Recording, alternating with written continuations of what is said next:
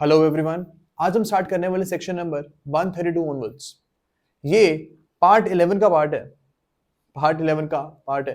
And ये part 11 बात करता है मिसलेनियस टॉपिक्स के बारे में। पार्ट 11 बात करता है। तो 132 क्या बोलता है? ये बोलता है कि कुछ वुमेन ऐसी होती हैं जिनको पब्लिक में अपीयरेंस करने की परमिशंस नहीं होती हैं। गांव में भी कस्टम्स होते हैं कहीं कहीं जगह पे जहां पे वुमेन को पब्लिक में आने की परमिशन नहीं होती है।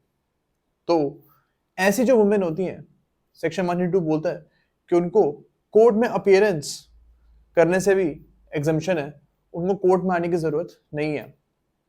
हाँ, लेकिन अगर ऐसी कोई वुमेन जो है वो कोई सिविल प्रोसेस का उल्लंघन करती है, यानी कि अगर कोई सपोज ब्रीच ऑफ कॉन्ट्रैक्ट कर दिया या कोई सिविल प्रोसेस का उल्लंघन कर दिया, तब ऐसी वुमेन का अरेस्ट जरूर हो सकता है।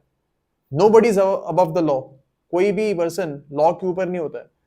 आपको एग्जेम्पशन मिला हुआ है कोर्ट में अपीयरेंस ना देने का, लेकिन अगर आप कुछ सिविल प्रोसेस का उल्लंघन ही कर दोगे तो ऐसा तो नहीं है कि आपको अरेस्ट भी नहीं किया जाएगा। तो क्लॉज 2 इसका बोलता है कि अरेस्ट तो आपको किया जा सकता है if you do any civil, if you violate any civil process. Okay, अब हम आते हैं सेक्शन नंबर 133 पे। ये बात करता है कि सर्टेन हाई डिग्निटरीज होते हैं, ये लिस्ट हम पढ़ेंगे अभी। सर्टेन हाई डिग्निटरीज होते हैं जिनको सिविल कोड में पर्सनल अपीयरेंस से एग्जम्पशन मिला हुआ है। यानी कि आप ये जो लिस्ट हम पढ़ेंगे अभी, इन पर्सन्स को ये नहीं बोल सकते कि आप सिविल कोर्ट में इस दिन अपीयर होना। इनको पर्सनल अपीयरेंस से एग्जम्पशन मिला हुआ है।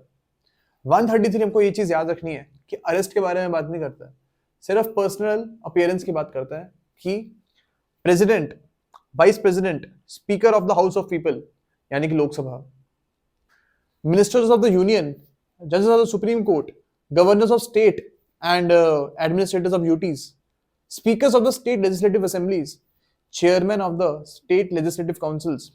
अब ये स्टेट लेजिस्लेटिव काउंसिल्स जो होते हैं ना, सिर्फ कुछ स्टेट्स में ही होते हैं। आई थिंक 4 या 5 स्टेट्स हैं। I think UP, Andhra Pradesh और भी कुछ स्टेट्स हैं जिनमें लेजिस्लेटिव काउंसिल होता है। हर स्टेट में ये नहीं होती है। ओके, तो जिसका चेयरमैन होता है उसको भी एग्जेम्पशन मिला हुआ है।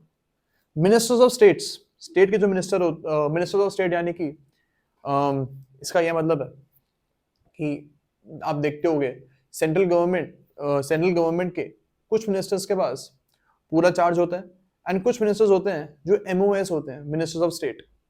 तो उनकी बात हुई गई यहाँ पे। जजेस of the high court and the persons to whom section 87B applies. तो ये जो भी पर्सन्स है ना, इनको एक सिविल कोर्ट में पर्सनल अपीयरेंस से एग्जेम्पशन मिला हुआ है। ओके, अब हम आते हैं सेक्शन नंबर 134 पे।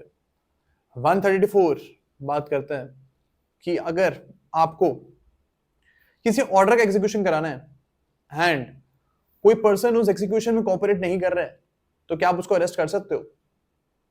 बिल्कुल कर सकते हो। सेक्शन 134 बोलता है कि जो provisions of section 55, 57, 59 shall apply to all persons arrested under this code. यानी कि अगर किसी ऑर्डर के लिए भी आप अरेस्ट कराना चाहते हो ना, ऑर्डर के एग्जीक्यूशन के लिए भी आप अरेस्ट कराना चाहते हो, तो 134 परमिट करता है। सिर्फ ऐसा नहीं है कि आपको डिक्री, अगर कोई पर्सन डिक्री के एग्जीक्यूशन में कोऑपरेट नहीं कर रहा तो ही आप अरेस्ट करोगे उसका। It's not necessary. अगर आप किसी ऑर्डर का भी उल्लंघन करते हो और उसका एग्जीक्यूशन आप नहीं कर रहे हो, कोर्ट ने आपको कुछ सपोज मेंटेनेंस ऑर्डर में कोर्ट ने एक पर्सन को बोला कि आपको 1 लाख रुपए हर महीने अपनी वाइफ को देना है, ये मेंटेनेंस ऑर्डर है। अगर इसका कोई पर्सन जो है उल्लंघन करता है, कोर्ट की बात नहीं मानता है, तो उसको अरेस्ट किया जा सकता है। सेक्शन 134 परमिट करता है। ओके, अब हम आते हैं सेक्शन नंबर 135 से। ये बात करता है एग्जेम्पशन फ्रॉम अरेस्ट। यहाँ पर्सनल एग्जेम्पशन की बात नहीं हो रही है, पर्सनल अपीयरेंस की बात नहीं हो रही है, सॉरी, यहाँ पे अरेस्ट की बात हो रही है कि इन पर्सन्स को अरेस्ट से एग्जेम्पशन है। कौन है ये है हमारे, हमको बस इसमें याद रखना, जजेस। फर्स्ट क्लॉज बोलता है जजेस और मैजिस्ट्रेट्स। ओके, जजेस और मैजिस्ट्रेट्स। फर्स्ट क्लॉज ये बोलता है कि जितने भी जजेस और मैजिस्ट्रेट्स हैं उनको एक सिविल प्रोसेस के लिए आप अरेस्ट नहीं कर सकते हैं. You can not arrest them for a civil process. Okay, यहाँ पे सारे के सारे जजेस आएंगे, चाहे सुप्रीम कोर्ट के हो, चाहे हाई कोर्ट के हो, चाहे डिस्ट्रिक्ट कोर्ट के हो, या फिर जुडिशियल मजिस्ट्रेट हो.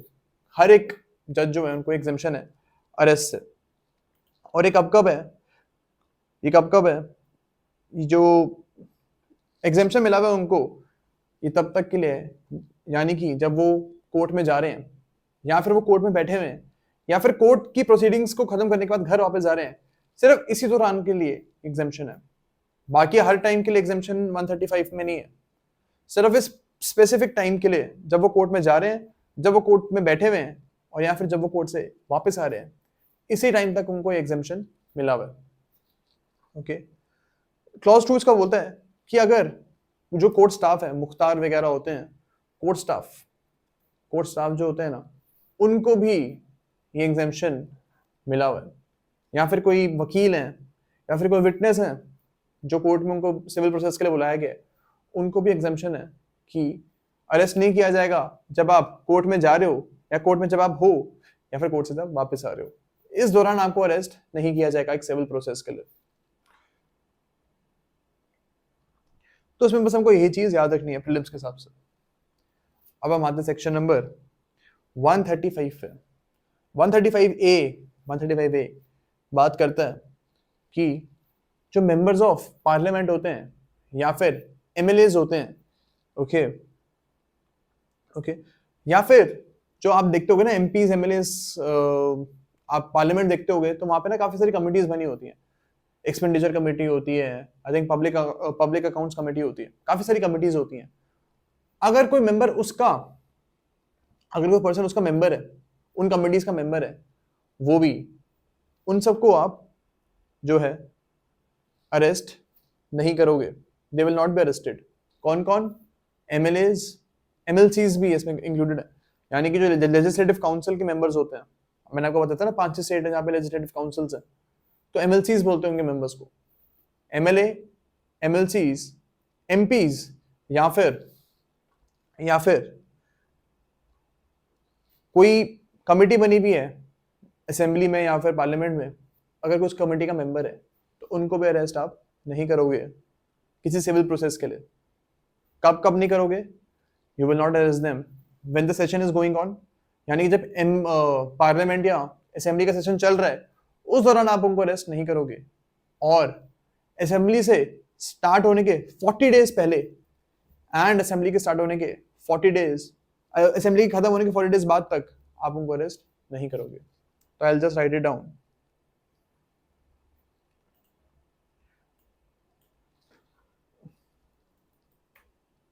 कब आप उनको अरेस्ट नहीं करोगे? When number 1 assembly is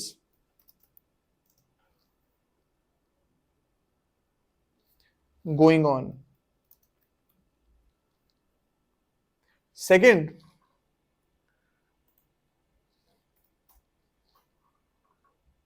जब जो है assembly 40 days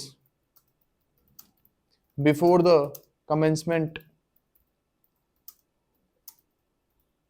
of assembly, and thirdly 40 days after the ending of the assembly session. Assembly और पार्लियामेंट सेशन दोनों की बात कर रहा हूं मैं यहाँ पे. ओके, तो या काउंसिल का भी session, legislative council, legislative assembly या पार्लियामेंट का सेशन, उसमें ये उन्हीं की बात कर रहा हूं मैं कि जब वो चल रहा है तब 40 डेज उससे पहले एंड उससे खत्म होने के 40 डेज बाद तक आप इनको अरेस्ट नहीं कर सकते हो. तो ये प्रीलिम्स के हिसाब से बहुत इंपॉर्टेंट है. This is very important from prelims point of view, because ये 40 डेज का पीरियड जो है आपसे पूछ लेते हैं. तो इसलिए आपको ये चीज याद होनी चाहिए कि किस दौरान आप इनको अरेस्ट नहीं कर सकते हो.